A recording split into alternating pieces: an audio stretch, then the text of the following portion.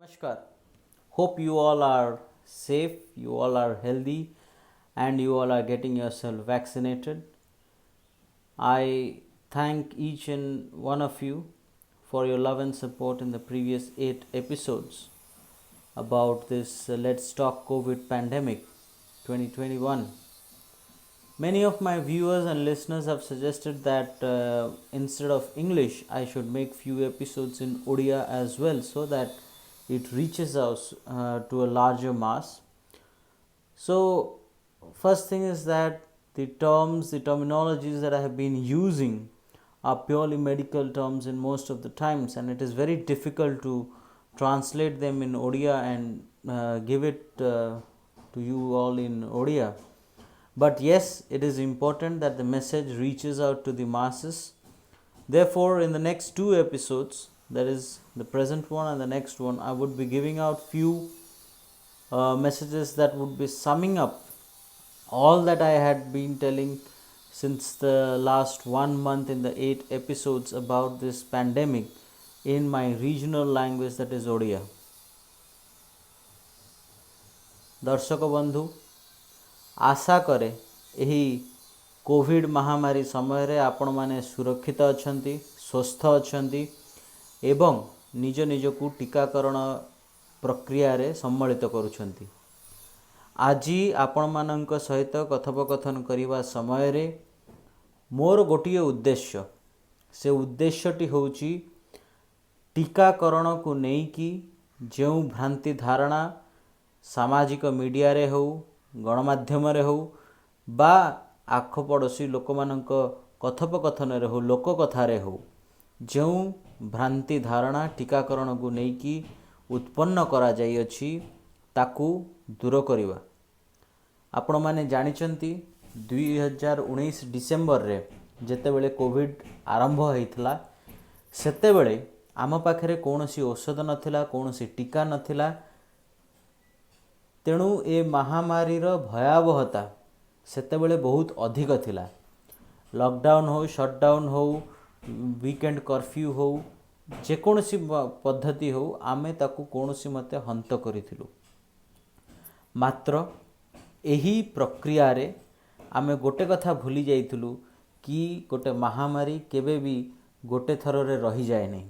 गोटे महामारी जोटा कि वैश्विक रूप नहीं सारलानी, से महामारी अनेक थर निजर रूप परिवर्तन करिके आम मध्य को आसु थाए। द्वितीय लहर रे ठीक सेया घटिला। आमर अपेक्षार खूब आगुरु महामारी आसीगला एवं किछि समय पई सबू किछि अस्तव्यस्त हो गला। गत थर आपण माने देखिथिबे लॉकडाउन शटडाउन बेले अनेक नूतन सबू कलाकृति आम सामना को आसुथला। लोक माने गीत गाउथिले, खाद्य बनाउथिले, ए सब कथा करूथिले। किंतु वर्तमान रो लॉकडाउन एवं शटडाउन रे लोकंक मध्य रे एक भयर वातावरण अछि। भय काहिना आपण बाड़ीटे पकई दियंतु, गोड़ीटे पकई दियंतु, जो घरे लागिला सेही घरे कहीं ना कहीं गोटे कोरोना आक्रांत मिलचंती।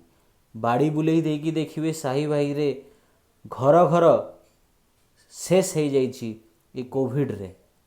ए कोविड रो भयावहता कौन जोटा विश्व जानितला सेटा भारत एई थर जानिला। अनेक खबर कागज पत्र पत्रिका मानकरे लेखा माध्यम रे मु एही सूचना जनता को दबा को चेष्टा करिछि। आज यही वीडियो माध्यम आपण मानकु कहूची कि एई महामारी रो मुकाबिला निमंते आम पाखरे एकमात्र ब्रह्मास्त्र होची टीकाकरण। आज विज्ञान बहुत प्रगति करि सारलानी। विज्ञान रे नूतन टेक्नोलोजी सब आसी सारलानी, जहा फल रे परीक्षण, रसायन परीक्षण एवं प्रस्तुति उभय को त्वरान्वित करा जाई परिछि। गोटे भ्रांति धारणा सृष्टि करागला, वर्षक भितर गोटे वैक्सीन तैयारी हो गला। ए वैक्सीन रो केते सत्यता अछि, ए वैक्सीन रो केते प्रभाव अछि, ए वैक्सीन केते सुरक्षित कि असुरक्षित, ए सब आमे किछि जानिनु। आमको गोटे कोड़ी माटी भलिया सरकार आम ऊपर परीक्षण करूछंती। गोटे सरकार, गोटे देशर सरकार कौन केबे निजर जनता को मारिबा को चाहिबो? ଥରେ ବିଚାର କରିକି ଦେଖନ୍ତୁ, ଆମର ବୈଜ୍ଞାନିକ ମାନେ କ'ଣ ଆମକୁ ହନ୍ତ କରିବାକୁ ଷଡ଼ଯନ୍ତ୍ର କରିବେ? এই ପ୍ରକାର ଯେଉଁ ଭ୍ରାନ୍ତି ଯେଉଁମାନେ ସାରା ଦେଶରେ ସାରା ରାଜ୍ୟରେ ଖେଳେଇବାକୁ ଚେଷ୍ଟା କରିଛନ୍ତି, ସେମାନଙ୍କ ପାଇଁ ଏକ ସତର୍କବାଣୀ। ଆପଣମାନେ ନିଜେ ବନ୍ଦ କୋଠରୀ ଭିତରେ ଭ୍ୟାକ୍ସିନ୍ଟି ନିଜେ ନେଇଯାଇଛନ୍ତି, କିନ୍ତୁ ସାଧାରଣ ମଣିଷକୁ ଆପଣ ସାଧାରଣ ଲୋକକୁ ଭ୍ରମିତ କରିକି ତାକୁ ଭ୍ୟାକ୍ସିନ୍ ନେବାଠୁ ଡରଉଛନ୍ତି। କହି ରଖିବାକୁ ଚାହେଁ, ଭ୍ୟାକ୍ସିନ୍ ବା ଟୀକା ଏକ ବୈଜ୍ଞାନିକ ପଦ୍ଧତିରେ ପ୍ରସ୍ତୁତ ହୋଇଥାଏ। ଏ ଟୀକାକରଣର ପଦ୍ଧତି, ଏ ଟୀକା ପ୍ରସ୍ତୁତିର ପଦ୍ଧତି ଉଭୟ ବୈଜ୍ଞାନିକ ଉଚ୍ଚକୋଟୀର ବୈଜ୍ଞାନିକ ତତ୍ତ୍ୱାବଧାନରେ ହିଁ ପ୍ରସ୍ତୁତ ହୋଇଥାଏ। ୟାକୁ କୌଣସି ଗୋଟେ ଏଇଟା ଜଡ଼ିବୁଟି ଭଳିଆ ନୁହେଁ କି ଗୋଡ଼ି ବାଟି ଦେଇକି ପିଲେଇ ଦେଲେ କୌଣସି ଲୋକ ଭଲ ହେଇଯିବ। ଅନେକ ବର୍ଷର ଜ୍ଞାନ କୌଶଳ ଏବଂ ବିଜ୍ଞାନର ବିକାଶ ଫଳରେ ଭ୍ୟାକ୍ସିନ୍ଟି ତିଆରି ହୋଇଥାଏ। ବର୍ଷକ ଭିତରେ ହେଉ କି 10 ବର୍ଷ ଭିତରେ ହେଉ, ଭ୍ୟାକ୍ସିନ୍ ତ ଆସିଛି ନା। ଯେତେବେଳେ ଭ୍ୟାକ୍ସିନ୍ ଆସିନଥିଲା ସମସ୍ତେ କହୁଥିଲେ ସରକାର କ'ଣ କରୁଛି, ଭ୍ୟାକ୍ସିନ୍ କାହିଁ ଆସୁନି, ଚାରିଆଡ଼େ ଭ୍ୟାକ୍ସିନ୍ ଆରମ୍ଭ ହୋଇଗଲାଣି, ଆମେ କ'ଣ କରୁଛୁ। ଜାନୁଆରୀ 16ରେ ଯେତେବେଳେ ଆମେ ଭ୍ୟାକ୍ସିନେସନ୍ ଆରମ୍ଭ କଲୁ, ସେତେବେଳେ ସବୁଠୁ ବଡ଼ ପ୍ରତିରୋଧ ହେଲା ଏ ଭ୍ୟାକ୍ସିନ୍ଟା ଏତେ ଜଲ୍ଦି ଆସିଗଲା, ଏ ଭ୍ୟାକ୍ସିନ୍ଟା ସୁରକ୍ଷିତ ତ, ଏ ଭ୍ୟାକ୍ସିନ୍ ଟ୍ରାଏଲ୍ ଷ୍ଟେଜ୍ରେ କାହିଁ ଆସିଲା, ଏଇଟା କାହିଁକି ଫାଇନାଲ୍ ଷ୍ଟେଜ୍ ହେଲାନି। ଅନେକ ପ୍ରକାର ଭ୍ରାନ୍ତି ଧାରଣା ସୃଷ୍ଟି କରାଯାଇଥିଲା। କିନ୍ତୁ ଆଜିକା ଦିନରେ ମୁଁ ଯେତେବେଳେ ଆପଣଙ୍କ ସହିତ କଥା କରୁଛି, ଭାରତରେ 24 କୋଟିଠୁ ଉର୍ଦ୍ଧ୍ୱ ଲୋକ ଭ୍ୟାକ୍ସିନ୍ ନେଇସାରିଲେଣି। 24 କୋଟିରୁ 1%, 1% ଲୋକ ମଧ୍ୟ ଭ୍ୟାକ୍ସିନ୍ ନେଲା ପରେ ମୃତ୍ୟୁବରଣ କରିନାହାନ୍ତି। ଯଦି ବା କାଁ ଭାଁ କେଉଁଠି କିଛି ମୃତ୍ୟୁର ଖବର ଆସିଛି, ସେଟାରେ ଭ୍ୟାକ୍ସିନ୍ ସମ୍ବନ୍ଧୀୟ ମୃତ୍ୟୁର ଖବର ବହୁତ କମ୍। ତାପରେ ବି ଆମେ ଗୋଟେ ଭ୍ରାନ୍ତ ଚିନ୍ତାଧାରାରେ ରହୁଛେ ଯେ ଭ୍ୟାକ୍ସିନ୍ ନେଇଗଲେ ଲୋକ ମରିଯିବ। ବହୁତ ଦୁଃଖର କଥା। ଭ୍ୟାକ୍ସିନ୍ଟା ଆପଣମାନଙ୍କୁ ସୁରକ୍ଷା ଦେବା ପାଇଁ ହେଇଛି। ଭ୍ୟାକ୍ସିନ୍ଟା ଆପଣମାନଙ୍କୁ ନିଶ୍ଚିତ ମୃତ୍ୟୁ ମୁଖରୁ ଫେରାଇ ଆଣିବା ପାଇଁ ହେଇଛି। ଆପଣମାନେ ସେଇ ଭ୍ୟାକ୍ସିନ୍କୁ ମୃତ୍ୟୁର ସୌଦାଗର ବୋଲି କହୁଛନ୍ତି। ଏଇଟା ଏକ ଅତ୍ୟନ୍ତ ଦୁଃଖର ବିଷୟ। ଗୋଟେ କଥା ଉଠିଥିଲା ଯେ ଭ୍ୟାକ୍ସିନ୍ ନେଇଗଲେ ଆମର ଗୁଡ଼ାଏ ଆମ ଶରୀରରେ ବିକୃତି ଆସିବ, ଆମର ରକ୍ତଚାପ କମିଯିବ, ଆମର ରକ୍ତସ୍ରାବ ହେବ, କି ଆପଣଙ୍କର ହାର୍ଟରେ ପ୍ରୋବ୍ଲେମ୍ ହେବ, ଲଙ୍ଗସରେ ପ୍ରୋବ୍ଲେମ୍ ହେବ, ଜ୍ୱର ଆସିବ। ଏସବୁ ବୈଜ୍ଞାନିକ ବିକାଶର ଇତିହାସରେ ସ୍ମଲ୍ ପକ୍ସ ଭ୍ୟାକ୍ସିନ୍ରୁ ଆରମ୍ଭ କରିକି କୋଭିଡ଼ ଭ୍ୟାକ୍ସିନ୍ ପର୍ଯ୍ୟନ୍ତ ଏମିତି ଅନେକ ଭ୍ୟାକ୍ସିନ୍ ତିଆରି ହେଇଛି, ଯେଉଁଟାକି ସଫଳ ଭାବରେ ସାରା ବିଶ୍ୱରେ ପ୍ରଚାରିତ ହେଇଛି, ଯେଉଁଥିରେ କି ଭ୍ୟାକ୍ସିନ୍ ନେଲା ପରେ ଜ୍ୱର ହେବ। ଭ୍ୟାକ୍ସିନ୍ ତିଆରିର ଗୋଟେ ଯେଉଁ ପ୍ରକ୍ରିୟା ଅଛି, ତା'ର ଯେଉଁ ଜ୍ଞାନ ଅଛି, ସେଥିରେ ଗୋଟେ କଥା ହେଉଛି ଯେ ଭ୍ୟାକ୍ସିନ୍ଟି ଯେଉଁ ଭୂତାଣୁ ବା ଜୀବାଣୁ ଯିଏ ରୋଗ କରିଥାଏ ତାକୁ ନେଇକି ତିଆରି ହେଇଥାଏ। ଭ୍ୟାକ୍ସିନ୍ର ଏକମାତ୍ର କାର୍ଯ୍ୟ ହେଲା ଆମ ଦେହରେ ରୋଗ ପ୍ରତିରୋଧକ ଶକ୍ତି ପ୍ରସ୍ତୁତ କରିବା। ରୋଗ ପ୍ରତିରୋଧକ ଶକ୍ତି କେତେବେଳେ ସେ ପ୍ରସ୍ତୁତ କରିବ? ଯେତେବେଳେ ସେ ଭୂତାଣୁଟାକୁ ନିଜ ଦେହରେ ନେଇପାରିବ। ତେଣୁ ଏଇ ଯେଉଁ ଭ୍ୟାକ୍ସିନ୍ ଆମର ପ୍ରସ୍ତୁତ ହେଇଛି, ସେଇଟା ଭୂତାଣୁର କିଛି ଅଂଶ ବା କେଉଁ ଭ୍ୟାକ୍ସିନ୍ରେ ଭୂତାଣୁକୁ ସମ୍ପୂର୍ଣ୍ଣ ଭାବରେ ନିଷ୍କ୍ରିୟ କରିକି ତାକୁ ଆମ ଶରୀରରେ ନିଆଯାଇଛି, ଯାହାଦ୍ୱାରା କି ଆଣ୍ଟିବଡି ବା ରୋଗ ପ୍ରତିରୋଧକ ଶକ୍ତି ପ୍ରସ୍ତୁତ ହେବ।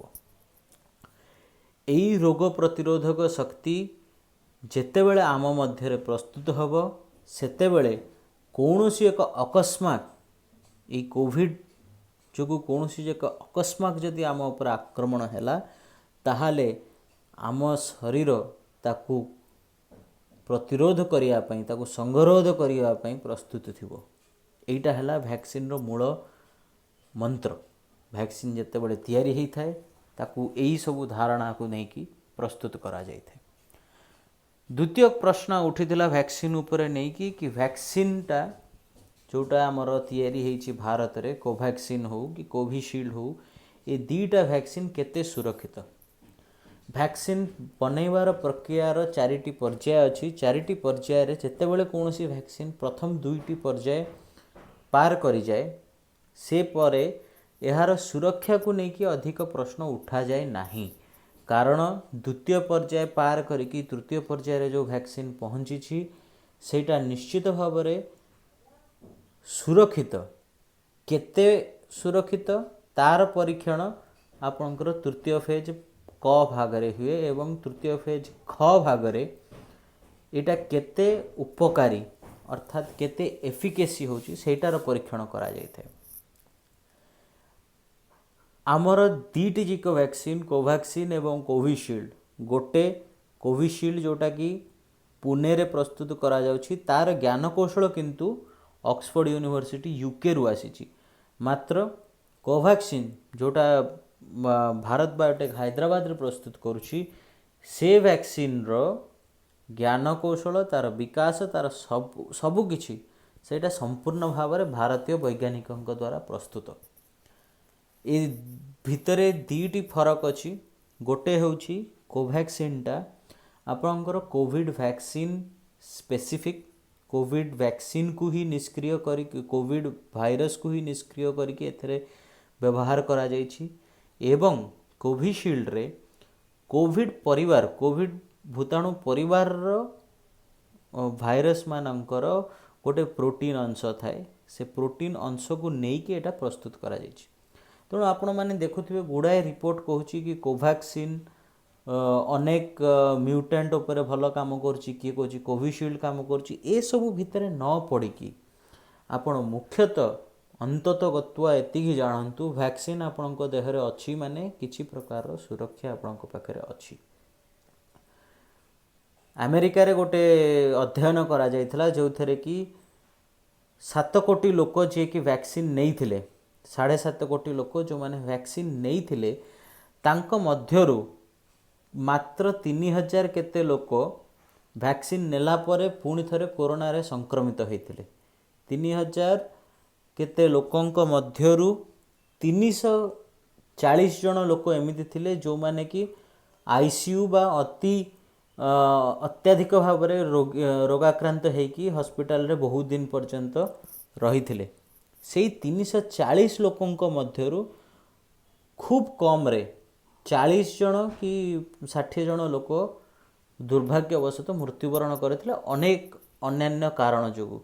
तेणु आपण जदि एमती गोटे धारणा देखिए 7 कोटी लोकरे जदि 40 कि 60 जन लोक कोरोना रे आक्रांत होइकी मृत्यु वरण करुछंती ता माने ए वैक्सीन टी केते उपयोगी ए वैक्सीन टी केते उपादेय आपण माने बुझी पारुथिबे। आपण माने देखिथिबे आमर जेतेबेले प्रथम लहर आसीथिला सेतेबेले प्रथम लहरर पीक आसीवा को पाखापाखि सेप्टेम्बर अक्टोबर हो जाइथिला। डिसेम्बर आरंभ होइकी सेप्टेम्बर अक्टोबर होइकी ताकू कंट्रोल करू आमर डिसेम्बर हो जाइथिला जेतेबेले संक्रमण हार बहुत कमिकी निम्न को आसी सारथिला। किंतु आपण देखंतु द्वितीय लहरटा आपणकर आसिला जेडे शीघ्र खसिला भी सेतिकी शीघ्र। एहा पछरे गोटे मुख्य कारण होउछि आमर व्यापक टीकाकरण व्यवस्था। बहुत कथा उठा जाइछि टीकाकरण को लेकिन मात्र मु कहि रखिबाकू चाहे कि भारतर टीकाकरणर पद्धति विश्व रे बहुत एक बहुत भल प्रक्रिया एवं विश्वर सबुठारु जो माने द्रुत गति रे टीकाकरण करुछंती जो राष्ट्र माने तांको मध्यरे 1 2 3 भितरे भारत निश्चित भाव में अछि। 130 कोटी लोकं को राताराति केबे टीका देई हबो नाही। एटा भी आमे बुझी रखिया दरकार कि एटा कोनोसी पेप्सी कोलार बोतल नुहे कि कोनोसी इंडस्ट्री को आमे देई देले सी संगे संग 10टा भाइल रे एमती पुरई देकी देई दबो। वैक्सीन टा गोटे प्रस्तुत वैज्ञानिक पद्धति रे प्रस्तुत हेइ थाए। तेणु वैक्सीन आसीबा को समय लगे। गुड़ाए कथा कहगला कि वैक्सीन को कहीं 60 वर्ष को आग दिगला 45 वर्ष को कहीं तापर दिगला 18 वर्ष को तापर कहीं दिगला कहीं समस्त कर दिगलानी। जेतेबेले आमर सब भल हो जाए सेतेबेले समालोचना करवाटा गोटे आमर अभ्यास अच्छी किंतु आपण मैंने भावतु जदि आज द्वितीय लहर पूर्वर भारतर अधिकांश स्वास्थ्यकर्मी अधिकांश वयोज्येष्ठ माने वैक्सीन नहीं न थांते ताहले मृत्युहार संक्रमण हार एवं अन्यान्य कोविड रिलेटेड जो सब आक्रांत हार अच्छी सेटा केते बेसी ही थांता। आमर डाक्तर माने वैक्सीन नहीं चंती किछि मात्रा रे तांको पाखरे सुरक्षा अच्छी बोली तो से माने युद्ध करि पारले। आज खबर कागज रे पढ़ुतली ओडिशा रे 36 जन डाक्तर कोविड रे मृत्युवरण करिसंती। से 36 टा 360 हो पारि थांता, से 36 टा 3600 हो पारि थांता, किंतु वैक्सीन नेबारु किछि मात्रा रे सुरक्षा तो थिला। वैक्सीन सहित अन्य एक भ्रांति धारणा जोटा लोकंको मनरे अच्छी सेटा होची वैक्सीन नहीं गलु माने हमको कोविड हबनी। कही रखिया को चाहे कि वैक्सीन एक रोग प्रतिरोधक शक्ति प्रस्तुत करुथुवा वस्तु, यह रोग को प्रतिहत करिवो नाही। आपणकर वैक्सीन नेले जे कोविड हबनी एमितिया वैक्सीन एबे प्रस्तुत हेई नहीं। प्रस्तुति पर्व प्रस्तुति रे चली ऑस्ट्रेलिया रे वैक्सीन सेमती तैयारी हेलानी कि आपण वैक्सीन गोटे थर नहीं गले आपन को कोविड हबनी, किंतु सेटा परीक्षण स्थिति रे अछि। वैक्सीन जे पर्यंत आमे नहींचे सेबे जाए वैक्सीन आमको गोटे रोग प्रतिरोधक शक्ति प्रस्तुत करिवार क्षमता देउछि। एई जो रोग प्रतिरोधक शक्ति आम मध्य प्रस्तुत हैला जेतेबेले कोविड आमको आक्रमण करिवो सेतेबेले आम पाखरे सैन्य सामंत थिबे जे कि ताकू प्रतिघात करि परिबे। एवं आपण माने देखिबे जो माने वैक्सीन नहीं चंती से माने जदिबा कोविड रे आक्रांत होउछंती खूब अल्प आईसीयू बा मृत्यु एभलिया स्टेज को जाउछंती। अधिकांश लोक आइदर घरे रहउछंती और हॉस्पिटल को ऑक्सीजन नेला परे किछिटा चिकित्सा परे से माने आशु आरोग्य पाई कि फेरी आछुछंती। वैक्सीन सहित किछिटा पार्श्व प्रतिक्रिया अछि। ज्वर हवा, कोविड भलिया काश कफ,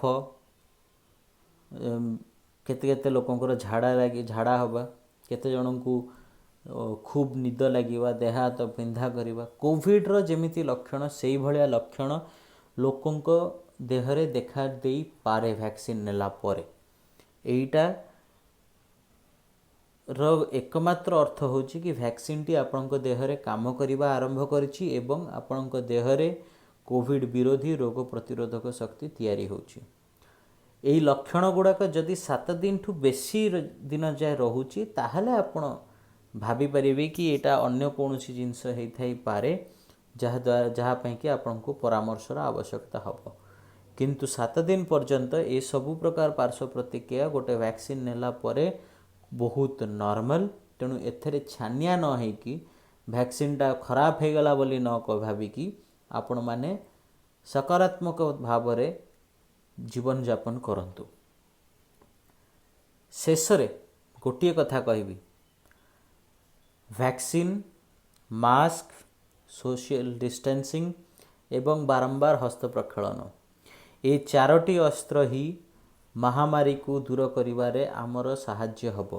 1901 रे जेतेबेले स्पेनिश फ्लू होइतला सेतेबेले भी मास्क, सोशल डिस्टेंसिंग एवं हस्त प्रक्षालन ही एकमात्र अस्त्र थिला। विज्ञानर 100 वर्षर विकास सत्वे आज भी गोटे भूताणु आगरे आमर अस्त्र शस्त्र केवल एई 3टी एवं ए 3टी अस्त्र सहित गोटिए ब्रह्मास्त्र होछि वैक्सीन। तेणु जेतेबेले भी आपन को समय मिलुछि, जेतेबेले भी आपन योग्य होछंती वैक्सीन को नियंतु, कोविड विरुद्ध रे लढ़ंतु एवं वैक्सीन नेला परे भी कोविड एप्रोप्रिएट बिहेवियर, मास्क, 2 गज दूरता, हस्त प्रक्षालन ए सबू को मानंतु ସୁସ୍ଥ ରୁହନ୍ତୁ, ସବଳ ରୁହନ୍ତୁ, ସୁରକ୍ଷିତ ରୁହନ୍ତୁ। ଜୟ ଜଗନ୍ନାଥ।